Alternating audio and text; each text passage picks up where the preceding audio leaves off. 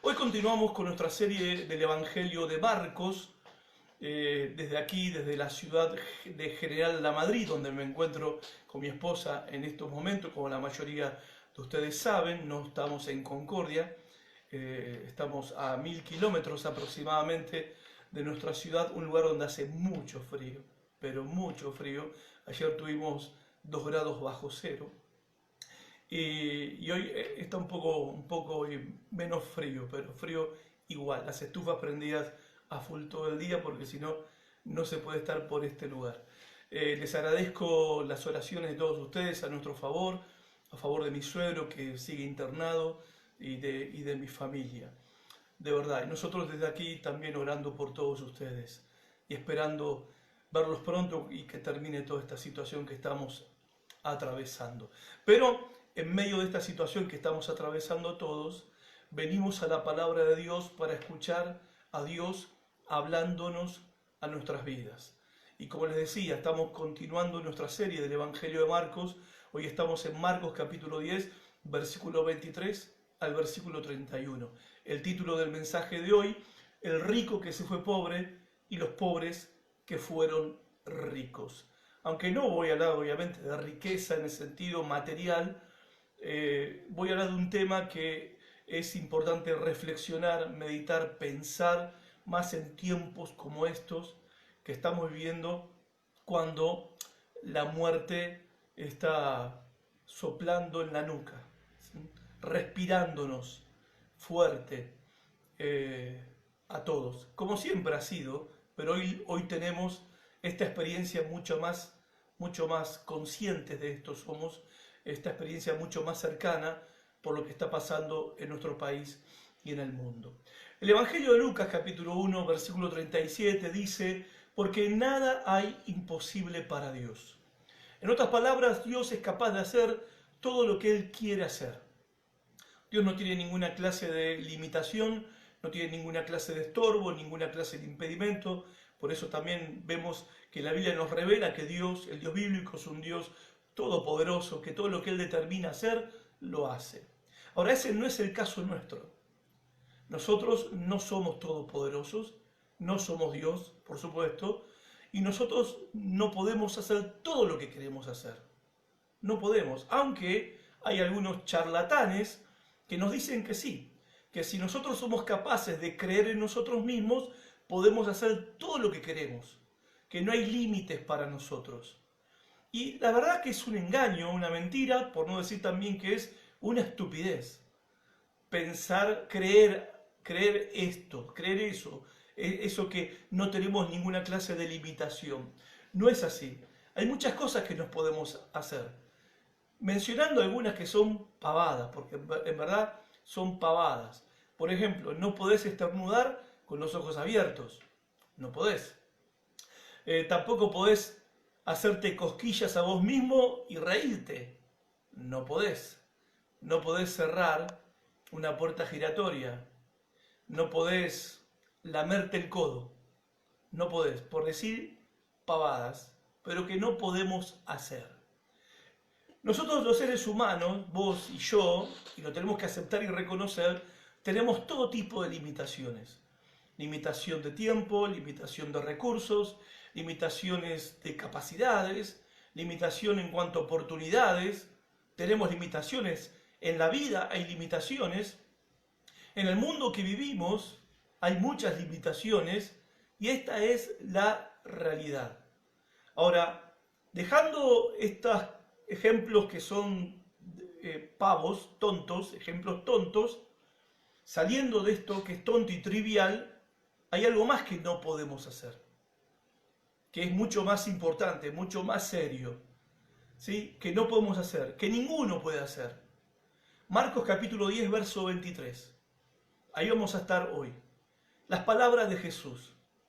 Escuchen, entonces Jesús, mirando alrededor, dijo a sus discípulos: cuán difícilmente entrarán en el reino de Dios los que tienen riquezas. Cuando los discípulos escucharon estas palabras, se quedaron atónitos, se quedaron pasmados. El Señor les volvió a decir, versos 24 y 25, Los discípulos se asombraron de sus palabras, pero Jesús respondiendo volvió a decirles: hijos, cuán difícil es entrar en el reino de Dios a los que confían en las riquezas. Más fácil es pasar un camello por el ojo de una aguja que entrar un rico en el reino de Dios.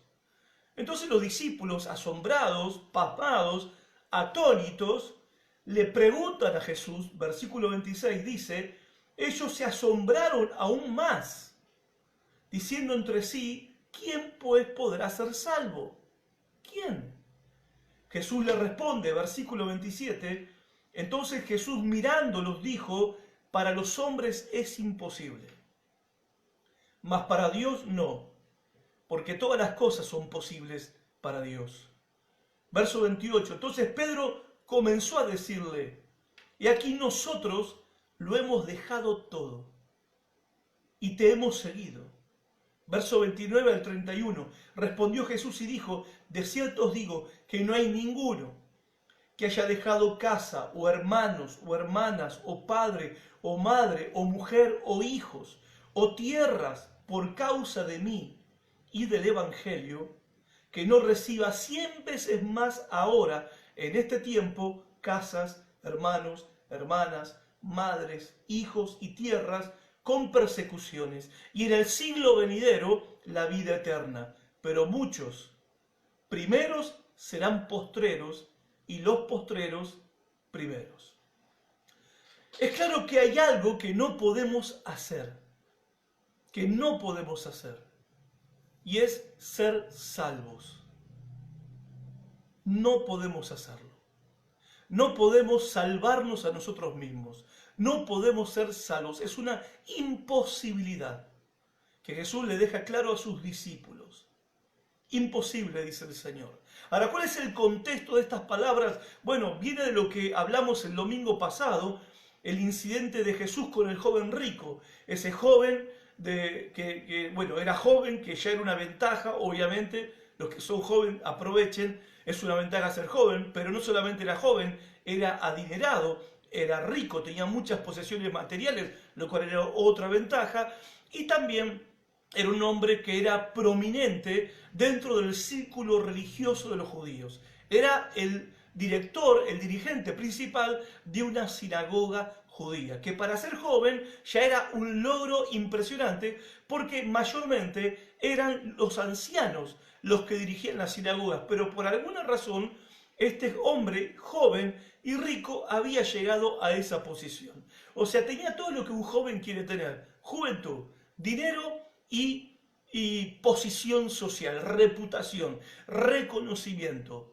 Pero él sentía que algo le faltaba, que aunque tenía todo eso, algo no tenía. Y es cuando viene a Jesús, viene corriendo, se arrodilla delante de Jesús y le hace la pregunta en el versículo 17: Maestro bueno, ¿qué haré para heredar la vida eterna? Ahora déjenme decirles algo con respecto a esta frase. La frase vida eterna es sinónimo de ser salvos, es sinónimo de entrar al reino de Dios, es sinónimo de ir al cielo, es sinónimo de escapar del juicio de Dios. En la mentalidad judía, la vida eterna tenía toda esta connotación: ser salvo, ir al cielo, entrar al reino, escapar del juicio de Dios. Eso era heredar la vida eterna. Toda esa bendición incluía heredar la vida eterna. Y es la pregunta que está haciendo este joven. Ahora, ¿cómo le responde el Señor Jesucristo? Ahí en tu Biblia puedes ver que Jesús le responde a él no con el Evangelio. No le dice: bueno, cree en mí y serás salvo. ¿Se acuerdan cuando Pablo le dijo al carcelero de Filipos, cuando el carcelero preguntó: ¿qué tengo que hacer para ser salvo? Pablo le predicó el Evangelio. Le dijo: cree en el Señor Jesucristo y serás salvo. Ahora, al joven rico Jesús no le predica el Evangelio, sino que Jesucristo le aplica la ley del Antiguo Testamento. Jesús le está diciendo, en pocas palabras: ¿querés la vida eterna? ¿Querés entrar al cielo? ¿Querés ser salvo? ¿Querés escapar del juicio de Dios? Entonces guardad los mandamientos. Ahora, ¿por qué Jesús no le predicó el Evangelio y Jesús le aplica la ley del Antiguo Testamento y lo confronta con los mandamientos del Antiguo Testamento? ¿Por qué está haciendo eso? porque evidentemente Jesús lo tenía que ayudar a este joven que lo tenía todo, pero sentía que algo trascendental y existencial le faltaba en su vida. Algunos le pueden llamar el vacío interior. En realidad, la angustia del pecador que tenía él de saber que no era salvo, de que estaba viviendo bajo condenación, bajo la ira de Dios, de saber que si se moría no iba al cielo, que se iba a la condenación eterna, que se iba al infierno. O sea, tenía por lo menos esa conciencia él. Entonces Jesús lo confronta a él con los mandamientos, le dice que los guarde. ¿Para qué? Para que él reconozca su miseria espiritual, su pobreza espiritual. ¿Se acuerdan las bienaventuranzas? Jesús dijo, bienaventurados los pobres de espíritu, porque ellos van a alcanzar salvación. Y Jesús lo confronta con la ley del Antiguo Testamento para que reconozca su incapacidad para poder cumplir esa ley. Para que él pueda decir, Señor, si eso es lo que yo tengo que hacer para heredar la vida eterna, es imposible para mí, no puedo, ten misericordia de mí y ayúdame. Pero no es lo que este joven hace. Lo que este joven hace es justificarse a sí mismo, diciéndole, respondiéndole a Jesús que todo eso lo había guardado desde su niñez. Entonces Jesús, el Señor, intenta despertarlo de esta situación, de esta falta de conciencia de su miseria y su pobreza y de su incapacidad espiritual. Y versículo 21 al 22, entonces Jesús mirándolo lo amó y le dijo, una cosa te falta. Esta expresión, gente, es impresionante. Es venir a la persona correcta, a la única que puede darte salvación y vida eterna, y que esa persona te diga, te falta una cosa nada más. ¿Quién no quisiera estar en esa situación? Venir a Dios con todas nuestras preguntas, con todas nuestras angustias, con todas nuestras inquietudes y preguntarle al Señor, Señor, ¿qué me falta? Porque lo he hecho todo. He intentado todo, he guardado todo, me he esforzado en todo, pero no lo logro, no lo encuentro, no lo hallo. ¿Qué es lo que me falta? Y que el Señor te responda, bueno, te falta una cosa nada más. Yo pienso que en ese momento se habrá llenado de expectativa y de esperanza el corazón de este hombre, de este joven, que Jesús le dice, te falta una cosa, nada más, así de simple, solamente una cosa te falta para heredar la vida eterna. Yo me imagino a este joven que estaba ansioso por escapar de la condenación, por recibir salvación, por recibir el perdón de sus pecados. Estaba ansioso por tener la seguridad de que habría de ir al cielo y que iba a recibir la vida eterna, que Jesús le dice, te falta una cosa. Yo creo que él no esperaba, fueron segundos, fue una conversación, un ida y vuelta, pero cuántas cosas pueden pasar por la cabeza al escuchar esas palabras. La ansiedad de escuchar qué era eso que le faltaba para salir corriendo y cumplir eso que le faltaba para poder encontrar esa satisfacción espiritual que él no encontraba, que él no hallaba, esa paz que él no hallaba, ese perdón que él no encontraba, esa liberación de la culpa que él no podía encontrar de ninguna manera, que la riqueza no le podía dar, que la juventud no le podía dar, que esa posición importante que tenía en su comunidad no le podía dar. Y ahí viene la respuesta de Jesús. Y le dice que es esa cosa única que le falta. Una cosa te falta. Vende todo lo que tienes y dalo a los pobres y tendrás tesoro en el cielo. O sea, la vida eterna. La salvación de tu alma. Vas a escapar del juicio de Dios. Vas a tener tesoros en el cielo. Y ven y sígueme. Porque Jesús, ¿qué decía? Yo soy el camino. Yo soy la verdad. Yo soy la vida. ¿Querés heredar la vida eterna? Yo soy la vida. Ven y sígueme tomando tu cruz. Pero, los peros de la Biblia, ¿no? Pero él, afligido por esta palabra, Jesús le dio la respuesta a su pregunta, pero era afligido por la respuesta, afligido por esta palabra, se fue triste. ¿Por qué se fue triste? O sea, no todos los que se encuentran con Jesús, el encuentro termina bien. Porque no todos están dispuestos a renunciar a su propia vida para aferrarse solo a Cristo. No todos están dispuestos. Se fue triste porque tenía muchas posesiones en las que seguro él confiaba, se apoyaba, amaba y encontraba en sus posesiones personales cierta satisfacción, cierta paz, cierto gozo. Pero que no era suficiente, obviamente. Y por eso fue corriendo a Jesús. Pero cuando Jesús le da la clave, le da la respuesta de lo que él tenía que hacer para poder recibir lo que él decía que quería, no estuvo dispuesto.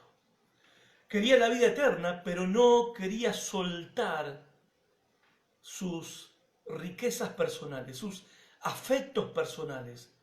Él no quería soltar lo que más amaba y lo que más adoraba, a sí mismo. Se amaba demasiado a sí mismo, se adoraba demasiado a sí mismo. Y no te olvides que el primer mandamiento, a ver, déjeme decir esto, la gente no se va al infierno por ser borrachos, mentirosos, viciosos, adúlteros, mentirosos, engañadores, estafadores, perversos. Todas estas cosas son malvadas, terribles y pecaminosas. Pero la mayoría de las personas se van al infierno, a la condenación, por no cumplir con el primer mandamiento. Amarás al Señor tu Dios con toda tu mente, con todo tu corazón, con toda tu alma, con todas tus fuerzas. Lo amarás así. Pero este joven no estaba dispuesto a amar a Cristo de esa manera, que es Dios hecho hombre. Se amaba demasiado a sí mismo. Entonces, entre su vida y Cristo, él eligió su vida. A él le pareció de más valor su propia vida personal que la persona de Jesucristo. Él estimaba más valiosa su vida que Cristo mismo, que la persona de Cristo, que el Salvador, que el Señor. Es como esa ilustración, esa anécdota que se cuenta muchas veces de cómo cazan a los monos. En algunos lugares de la selva ponen dentro de las botellas hormigas y los monos con su inteligencia agarran un palito, meten, ¿sí?, y comen, ¿sí? Pero cuando la botella es un poco más grande y le ponen frutos dentro de la botella, meten la mano, ¿sí?, y después quieren sacar el fruto y no pueden. Y es ahí cuando quedan atrapados en esa botella que está atada al piso y los cazan. Ahora, ellos podrían ser libres si soltaran la fruta que tienen agarrada, pero los monos no la sueltan. No la sueltan, no la sueltan, no la sueltan. Y por eso pierden su libertad y pierden su vida, porque no quieren soltar. Este joven quería la vida eterna, pero sin soltar lo que más amaba, que era su propia vida. Él quería a Cristo, pero sin dejar de amarse a sí mismo en primer lugar. Quería a Cristo y la salvación y la vida eterna como algo más, como un accesorio en su vida. Y esta es una enseñanza muy fuerte para todos nosotros, que tenemos que entender y tenemos que comprender. Si nosotros queremos la salvación de nuestras almas como algo más a nuestras vidas, si queremos a Cristo como algo adicionado, agregado, como un accesorio a nuestras vidas, no vamos a tener nada. Ni Cristo, ni salvación, ni perdón de pecados, ni vida eterna, ni cielo, nada de eso vamos a tener. Porque si no estamos dispuestos a soltar nuestra propia vida y aferrarnos y abrazarnos solamente a Cristo, nos quedaremos sin Cristo, y sin Cristo no tendremos vida, ni perdón, ni paz. El Señor Jesús ya se lo había dicho a los discípulos en Marcos capítulo 8, versículo 35 al 37. Dice el Señor: si tratás de aferrarte a la vida, la perderás. Pero si entregás tu vida por mi causa, dice el Señor, y por causa del Evangelio, la salvarás. ¿Y qué beneficio recibís si ganás el mundo entero, pero perdés tu propia alma? ¿Hay algo que valga más que tu alma? ¿Hay algo de más valor que tu propia alma en esta vida, en este mundo? ¿Hay algo de más valor que tu alma? El joven rico hizo su elección y perdió su alma eterna por aferrarse al bienestar, al placer y a riquezas temporales. Por lo temporal, por lo material, por lo pasajero, perdió la salvación eterna de su alma. Perdió las riquezas eternas.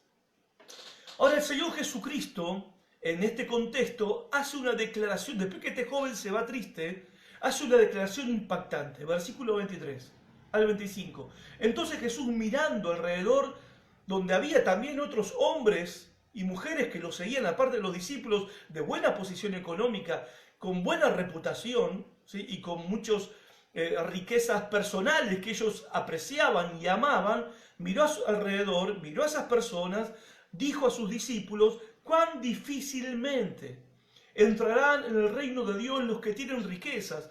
Los discípulos se asombraron de sus palabras. Ahora, nosotros escuchamos esta frase y no nos asombra. Digamos la verdad.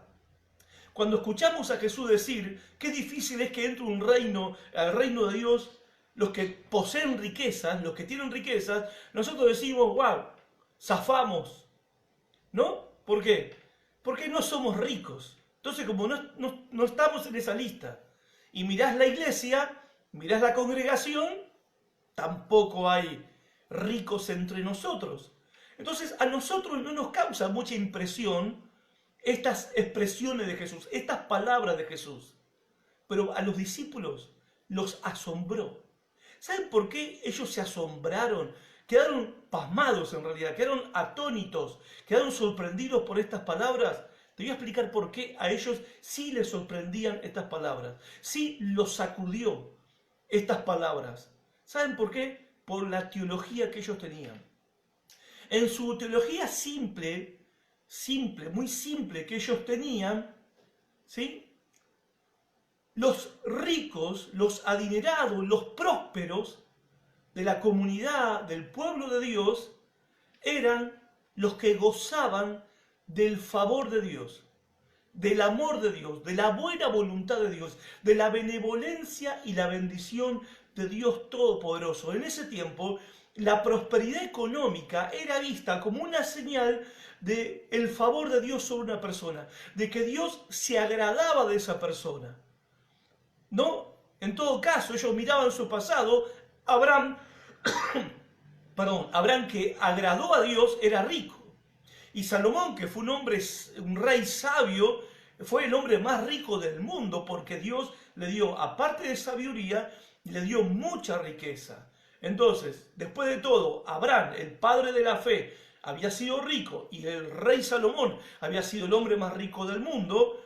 Entonces, la conclusión, ¿cuál era? Que la riqueza era un símbolo, era una señal de que esa persona gozaba del favor de Dios. En otras palabras, ser rico en el tiempo de Jesús tenía sus ventajas, no solamente económicas, sino que tenía ventajas espirituales. O sea, un hombre rico tenía ventajas delante de Dios que los pobres no tenían. Por ejemplo, si fueras rico, podías comprar los animales más caros y más buenos para presentarlos en sacrificio.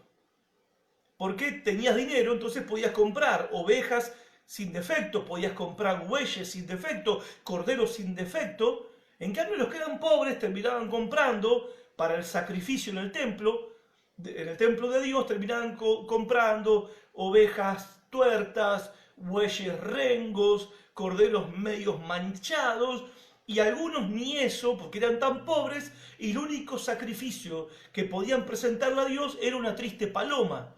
Entonces los pobres compraban palomas para presentárselas a Dios. En cambio, los ricos podían presentar las mejores ofrendas para Dios, o sea, los mejores sacrificios de animales. Y podían también presentar los sacrificios que ellos quisieran. Podían presentar sacrificio a la mañana, porque en el templo había sacrificios a la mañana y sacrificios a la tarde. Entonces los ricos, como eran ricos, podían comprar animales de los buenos, de primera calidad, para presentar sacrificios a la mañana, sacrificios a la tarde. Obviamente, alguien que presentaba tantos sacrificios y tan buenos sacrificios, Obviamente, ese era salvo, ese estaba primero en la fila para entrar en el reino de Dios. Esa era la mentalidad en el tiempo de Jesús. Por eso los discípulos se asombran por las palabras de Jesús. Y en segundo lugar, ellos estaban en condiciones de hacer limosnas, grandes limosnas. ¿Qué eran las limosnas en el tiempo de Jesús? Era lo que hoy se conoce como ofrendas especiales. Aparte de las ofrendas comunes que todos hacían, los ricos estaban en la posición de poder hacer ofrendas que el resto no podía. Ofrendas especiales.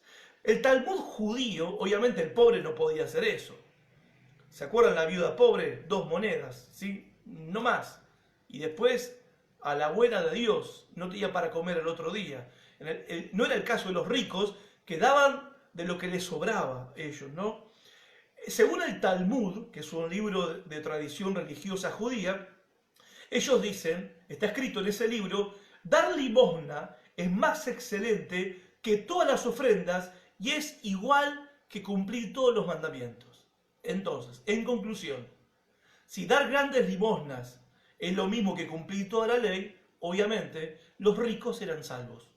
Los ricos tenían vida eterna, los ricos tenían todos los pecados perdonados, los ricos iban primero en la fila hacia el cielo, los ricos ya habían escapado del juicio de Dios, del castigo de Dios, porque gozaban del favor de Dios. Por eso cuando Jesús dice, qué difícil que es que un rico entre al reino de Dios, a ellos se les sacudió toda la teología, se les sacudió toda la doctrina que ellos tenían, que ellos creyeron por años. Por eso ellos se asombraron, porque ese era su sistema religioso que se aplicaba en ese tiempo para salvarse, para salvar su alma, para obtener la salvación del alma, el perdón de los pecados. Entonces Jesús dice, cuán difícil es para un hombre rico entrar en el reino de Dios. ¿Cómo le sonó eso a ellos? ¿Y cómo le sonaría, por ejemplo, a un católico que le dijéramos, qué difícil que es para el Papa entrar al reino de Dios? El católico dice, bien, si hay alguien que va al cielo, ese es el Papa. Yo no sé. El católico común y corriente piensa de esa manera. Yo no sé si voy al cielo, yo me esfuerzo todos los días, hacer buena obra, no hacerle mal a nadie, ser buena persona. Pero si hay alguien que va al cielo, ese es el Papa. O que le digamos al católico, mirá, Teresa de Calcuta no sé si fue al cielo. Entonces el católico dice, bueno, si el Papa o Teresa de Calcuta no entran al cielo, yo estoy perdido. Bueno, ese era el pensamiento de los discípulos. Si los ricos, que son salvos seguros, o sea, tienen salvación asegurada, ellos no pueden entrar al reino de Dios, está diciendo Jesús, ¿qué nos queda a nosotros, que somos pobres? ¿Qué nos queda a nosotros? O sea, estaban sacudidos. ¿Por qué? Y acá está el punto, porque todavía, incluso los discípulos, en sus pensamientos pensaban que ellos tenían que ganarse su salvación, que por sus propios méritos personales iban a recibir la vida eterna, el perdón de pecados, que por sus propios méritos personales, por ser buenas personas, iban a escapar del juicio de Dios. Y por eso cuando Jesús dice, qué difícil es que un hombre joven, rico y un representante de la alta élite de la religiosidad judía, es difícil que entre al reino de Dios, ellos estaban asustados, atónitos, estaban totalmente pasmados. Entonces, ¿qué tan difícil? ¿Qué tan difícil? En la mente de ellos reaccionaron de esta manera. Si los ricos no pueden, que ellos supuestamente gozan del favor divino, por todo lo que pueden hacer con los sacrificios y todo eso en el templo judío, si ellos que no pueden, entonces nosotros no podemos. Entonces nadie puede. Nadie puede. Es difícil. Obviamente, a ver, yo sé que plantearlo de esta manera hoy en día también es toda una cuestión. Porque para los evangélicos de hoy en día no es nada difícil ser salvo. Para el evangélico moderno no hay nada de difícil en esto de recibir la salvación. Hay que hacer una oración, ¿no? Hoy en día el gran pecado de los predicadores de este tiempo es abaratar la salvación, abaratar el Evangelio. Hemos convertido al Evangelio en un producto de todo por 2 pesos, en un producto barato. Y cada vez lo hacemos más barato para que las personas de manera fácil, sencilla, digan, bueno, esto no me cuesta nada, no tengo que renunciar a nada, no tengo que dejar nada, no tengo que abandonar nada, puedo seguir con mi vida como tengo, como sigo, como la llevo, y el domingo, nada más que el domingo, en vez de ir al templo católico, en vez de ir al templo umbanda, en vez de ir al espiritismo, en vez de ir al curandero, en vez de ir a la cancha, ahora voy a la iglesia, voy a cantar coros a la iglesia evangélica. No tengo que agregarle nada más a mi vida, solamente le agrego a esto. Hoy en día la salvación se plantea, se ofrece desde muchos púlpitos, incluso de las redes sociales, desde predicaciones y mensajes en video, como algo que es tan sencillo como hacer una oración. Repetí conmigo esta oración y listo, ya está. Sos salvo, ya sos un hijo de Dios, ya se te perdonaron todos los pecados, ya está. Ahora, ¿qué tan difícil es ser salvos, hermanos? ¿Qué tan difícil? Verso 24 al 25. Pero Jesús respondiendo volvió a decirles, hijos, cuán difícil es entrar en el reino de Dios a los que confían en las riquezas. Más fácil es pasar un camello por el ojo de una aguja que entrar un rico en el reino de Dios. Entonces, la pregunta, ¿qué tan difícil es ser salvo? Bueno, ¿es tan difícil como hacer entrar un camello por el ojo de una aguja? Es imposible. Y esto es la verdad que enseña Jesús el Señor en Marcos capítulo 10, versículo 23 al 31. Es imposible ser salvos. Hermanos, amigos, es imposible, es humanamente imposible. Esta es la verdad. Es imposible recibir la vida eterna, heredar la vida eterna, ir al cielo. Es imposible. Recibir el perdón de pecados, escapar del juicio de Dios, es imposible, según el Señor Jesucristo. Por supuesto que los discípulos reaccionaron a estas palabras. Versículo 26. Ellos se asombraron más todavía, como quizás alguno de ustedes está diciendo, ¿qué está diciendo este pastor? ¿Qué tomó?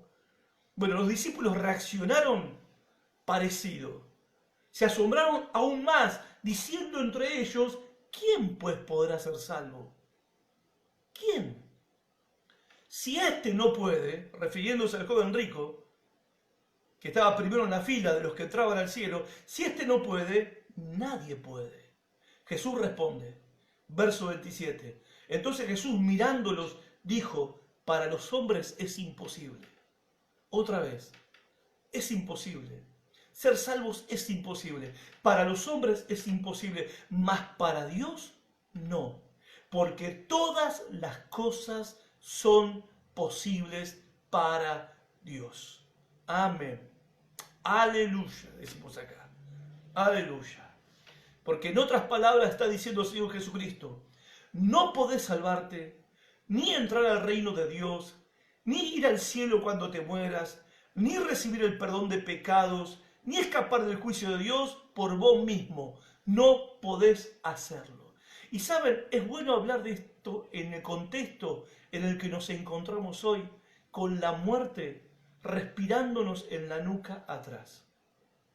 Vos me dirás, bueno, no es nuestra situación, ustedes, la mayoría que me están viendo de Concordia, o no sé de qué ciudad o país me estarás mirando ahora, dirás, bueno, pero en mi ciudad no hay coronavirus, en mi ciudad no hay pandemia, en mi ciudad no pasa nada, está todo tranquilo. Sí, hasta que te agarre fiebre. Hasta que te agarre un poco de fiebre, y cuando te agarre un poco de fiebre, ¿se entiende, no? El símbolo. Hasta que te agarre un poco de fiebre. Porque cuando te agarre un poco de fiebre, aunque no haya un coronavirus a 1000 kilómetros de distancia tuyo, lo primero que vas a pensar es que es coronavirus. Y lo segundo, vas a empezar a tener miedo de que te vas a morir. De que te vas a morir. Como le pasa a todos los que se están contagiando de coronavirus. Y como todos, ¿sí?, miramos lo que ocurre, lo que informan los medios de comunicación, hoy hablar de muertos es hablar de... antes la gente preguntaba, ¿qué número salió anoche en la quinela? Bueno, hoy la pregunta es, ¿cuántos murieron hoy?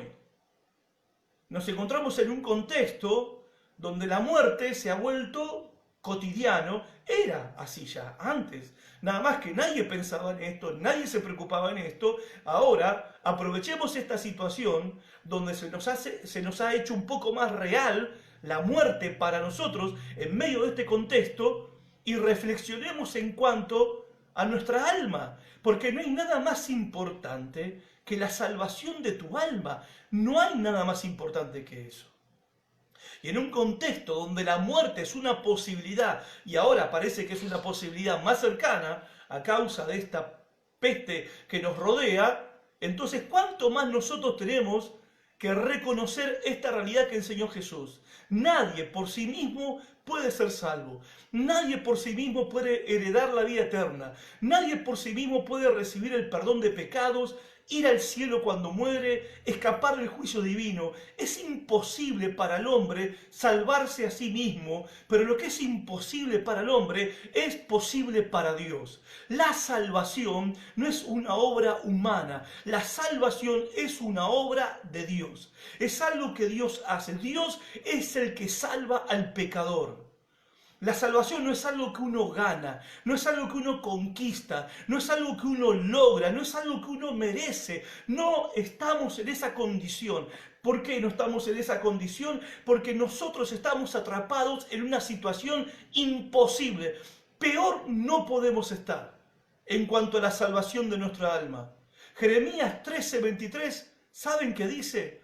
El hombre no puede cambiar el color de su piel. El leopardo no puede cambiar sus manchas. Ustedes tampoco pueden hacer lo bueno porque están acostumbrados a hacer el mal. Y esa es una realidad. Esta es nuestra condición. Así estamos nosotros delante de Dios. Entonces, si esta es nuestra condición, ¿quién puede ser salvo? Y la mala noticia, ¿cuál es? Que nadie puede ser salvo. Nadie. Nadie puede ser salvo. Nadie. Ahora, la buena noticia es esta, que para lo que es imposible para nosotros, para Dios no es posible. La salvación de nuestra alma no es imposible para Dios, porque para Dios todas las cosas son posibles. La salvación de tu alma es un milagro de Dios. Es un milagro de Dios. La única cosa que vos podés hacer como pecador es esta. No podés salvarte a vos mismo, reconocerlo, que no podés salvarte a vos mismo. Segundo, que estás arrepentido de tus pecados. Tercero, que deseas el perdón de Dios en tu vida. Cuarto, que querés vida eterna. Y quinto, que querés escapar del juicio de Dios. Si vos estás en esta condición, bueno, hay algo que tenés que hacer. Clamá a Dios y preguntale a Dios si en su compasión Él podría salvar tu alma. Porque pensemos en una cosa, pensemos en esto, en que Dios no tiene ninguna obligación de perdonar nuestros pecados, como no tiene tampoco ninguna obligación de salvar nuestra alma, siendo lo que somos y habiendo hecho lo que hemos hecho de nuestra vida, viviendo nuestra vida como si Dios no existiera, viviendo nuestra vida de espaldas a Dios. Muchos le decimos a veces a las personas cuando predicamos, tenés que recibir a Cristo. A mí me gusta decirlo de otra manera, tenés que orar para ver si Cristo te recibe. O sea, en vez de decirle a Cristo, te recibo en mi corazón, tendríamos que decirle, Señor, recibe mi vida. Te pido que me recibas. Te pido que me aceptes. Te pido que me perdones. Te pido que tengas misericordia de mí. Te pido que tengas compasión de mi alma. Te pido que me recibas. Es la oración que hizo el corrupto cobrador de impuestos en Lucas 18, cuando él estaba orando en el templo, agachada la cabeza, se golpeaba el pecho y decía: Dios, ten piedad de mí, un pecador, sálvame. Ten compasión de mí, soy un pecador, sálvame. Esta es la verdadera oración del pecador. No es la oración de recibo a Jesús. No, es la oración de pedirle a Él que por compasión y por misericordia me reciba. Tenga misericordia de mí, tenga compasión de mí. Me perdone todo lo que he vivido en mi vida, de espaldas a Él, lo que he hecho en mi vida, de espaldas a Él, en rebeldía contra Él, en desobediencia a sus mandamientos, y que me perdone de todo eso y me reciba, me acepte. Esa es la verdadera oración del pecador. Ahora, si te seguís aferrando a tus riquezas personales, te vas a convertir en un pobre espiritual, en un miserable espiritual para toda la eternidad. Para toda la eternidad. Y esa es la pobreza de la riqueza. Ahora, yo sé que no les estoy hablando a muchos ricos, pero aunque muchos somos pobres, tenemos nuestras pequeñas riquezas personales. Esas cosas a las que estamos aferrados, o personas a las que estamos aferrados, a quien amamos más que a Jesucristo, a quien amamos más que a Dios. Incluso pecados, vicios, debilidades que amamos más que a Jesucristo. Ahora, si no estamos dispuestos a soltar eso a lo que estamos aferrados, no podemos añadir a Cristo como un accesorio a la vida que llevo. No es así. No va a funcionar de esa manera. Ahora déjame hablarte, para ir medio terminando, de la riqueza de la pobreza. Verso 28, entonces Pedro comenzó a decirle: aquí nosotros lo hemos dejado todo y te hemos seguido. En el Evangelio de Mateo, capítulo 19, Mateo registra estas palabras de Pedro: nosotros hemos dejado todo para seguirte. ¿Qué recibiremos a cambio? Qué pregunta, ¿no? Porque Pedro, ¿qué está diciendo? Pedro ve, y está hablando en representación de los 12 discípulos, ¿no? Ve a este joven rico que no estuvo dispuesto a renunciar a lo que amaba, a renunciar a su propia vida, a abandonarse a sí mismo para entregarle su vida a Cristo. Él no estuvo dispuesto. Entonces Pedro le está diciendo: este te dejó, este se fue, pero nosotros no. Nosotros los 12 no. ¿Qué nos toca a nosotros? La respuesta de Jesús, verso 29 al 30. Respondió Jesús y dijo: de cierto os digo que no hay ninguno que haya dejado casa, o hermanos, o hermanas, o padre, o madre, o mujer, o hijos, o tierras, por causa de mí y del Evangelio, que no reciba 100 veces más ahora, en este tiempo, casas, hermanos, hermanas, madres, hijos y tierras, con persecuciones, y en el siglo venidero la vida eterna. En el Evangelio de Mateo, capítulo 19, 28, Mateo agrega estas palabras: Jesús contestó: les aseguro que cuando el mundo se renueve, en la regeneración, cuando venga el milenio, el establecimiento del reino de Cristo en la tierra, donde va a ocurrir un nuevo génesis en el mundo que conocemos, va a haber un nuevo comienzo y una renovación del universo, de la naturaleza, del cosmos, del mundo animal, del mundo vegetal, del mundo mineral, del mundo espiritual. Va a haber una renovación plena. A eso se refiere Jesús cuando habla del tiempo de la regeneración, o cuando el mundo se renueve. Y el Hijo del Hombre, él mismo, Jesús, se siente sobre su trono glorioso. Ustedes, que han sido mis seguidores, también se sentarán en 12 tronos para gobernar a las 12 tribus de Israel. Promesa asombrosa que Jesús le está haciendo a sus 12 discípulos.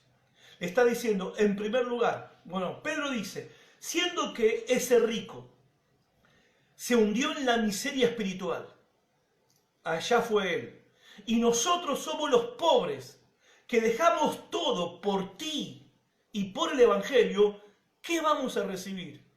Y Jesús le dice, vas a recibir una familia mundial, una nueva familia mundial de creyentes. Vas a recibir, porque a ver, una de las cosas que ocurre cuando el Evangelio llega a una persona es la crisis familiar.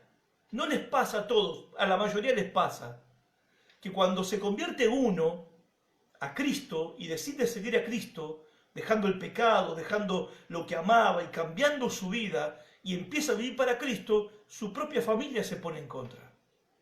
Jesús lo dijo así, no vine a traer paz a la tierra sino espada, y el enemigo del hombre será su padre, su madre, su hermano, su hermana, los de su propia casa. O sea, cuando el Evangelio llega a una persona, muchas veces produce división en la familia. Y el creyente queda más solo que Adán en el día de la madre, ¿no? El creyente queda aislado porque su familia lo empieza a mirar como el loco, el aleluya, el fanático, el rebelde. La familia lo mira como el raro, ¿sí? Al creyente. ¿Qué hace Dios en compensación por esta soledad que experimenta el nuevo creyente? Dios le da una nueva familia. Porque en la iglesia, ¿qué vas a encontrar? Lo que todos encontramos en la iglesia. Un montón de padres, un montón de madres, un montón de hermanos, un montón de hermanas y un montón de casas que te reciben como si hubiera sido de la familia toda la vida. Y no solamente en tu iglesia. A muchos de nosotros que somos predicadores y hemos viajado incluso a otros países, hemos llegado a lugares, a casas de personas que no nos conocíamos y que nos llegaron a recibir como si hubiéramos sido siempre parte de la familia. Y hemos tenido una comunión, una unión, una relación, una estrechez, ¿sí? Como a veces incluso no se tiene con la propia familia de uno. La propia familia de sangre de uno. Y no solamente esto ocurre dentro de la propia cultura, porque hemos recibido en nuestra iglesia, por ejemplo, recuerdo cuando estábamos en San Nicolás, recibimos en nuestra iglesia visitas de Estados Unidos, que no nos entendíamos un pepino, ni ellos a nosotros, ni nosotros a ellos, pero compartíamos la reunión, el culto, compartíamos la cena, la comida, como si hubiéramos sido parientes de toda la vida. Cuando vamos a los Toba, al impenetrable chaqueño, gente de otra cultura, pueblos originarios, que nos reciben como si fuéramos sus padres, pastores Tobascom, mayores que yo, incluso en edad, que me reciben como si yo fuera, no sé, el obispo de no sé dónde, como un padre espiritual, y yo voy ahí más para aprender de ellos que para poder enseñarle algo a ellos, y te reciben, te abren su casa. Bueno, es lo que Jesús está diciendo. En compensación de haber tomado la decisión de aferrarte a Cristo, entonces como recompensa, más que compensación, como bendición, más que compensación, el Señor te da una familia que la vas a encontrar en cada lugar del planeta. Basta que caigas en cualquier terminal del país, de cualquier país, o en cualquier aeropuerto de cualquier país, y grites un poco, o hables en voz alta y digas aleluya, que alguien se va a dar vuelta y te va a preguntar, ¿usted es cristiano?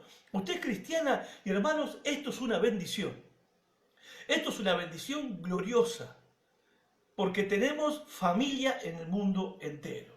Y qué bendición, hermanos, qué bendición, porque todos hemos encontrado a esta familia en la iglesia, porque en la iglesia nos escucharon, nos cobijaron, nos ayudaron, nos oraron, nos levantaron cuando caímos, nos enseñaron las primeras, el ABC del Evangelio, nos enseñaron a orar, nos enseñaron a leer la Biblia, nos aconsejaron en nuestros primeros pasos, nos llevaron con ellos a servir al Señor, nos enseñaron cómo predicar, cómo dar testimonio.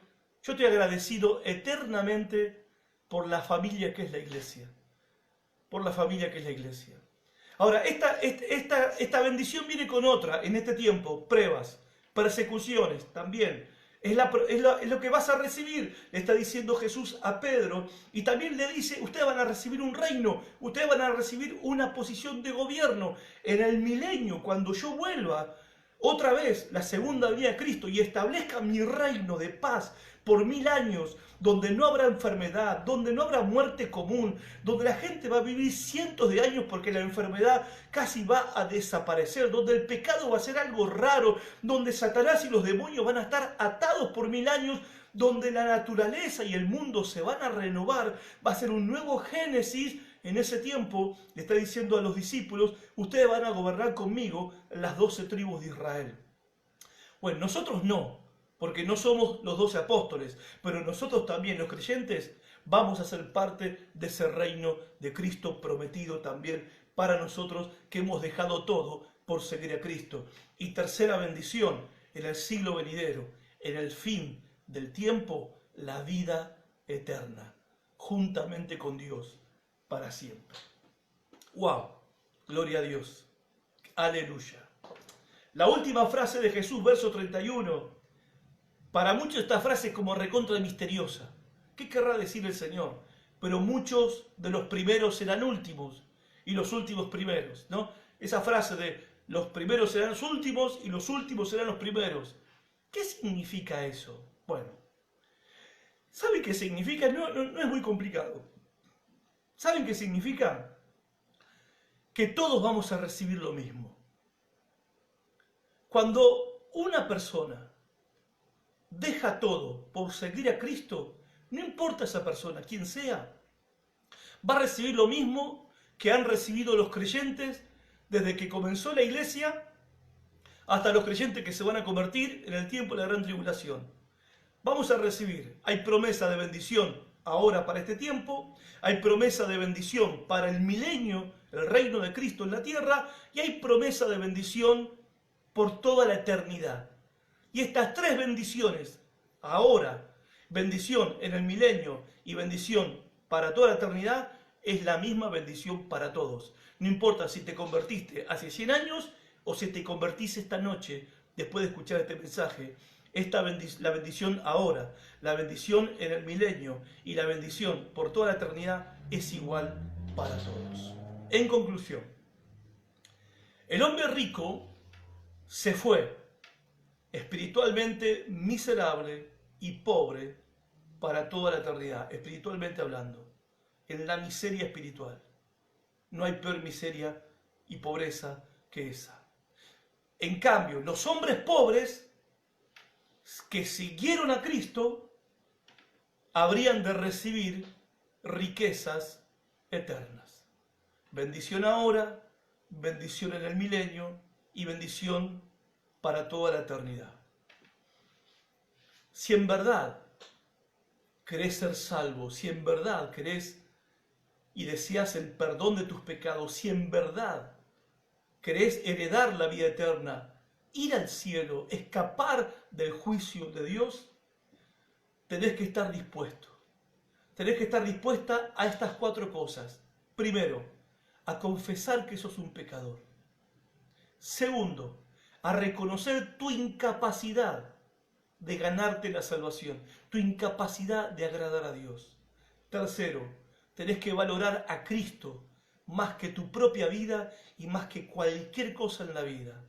Y en cuarto lugar, tenés que renunciar a cualquier cosa en la vida que tengas que renunciar con tal de tener a Cristo.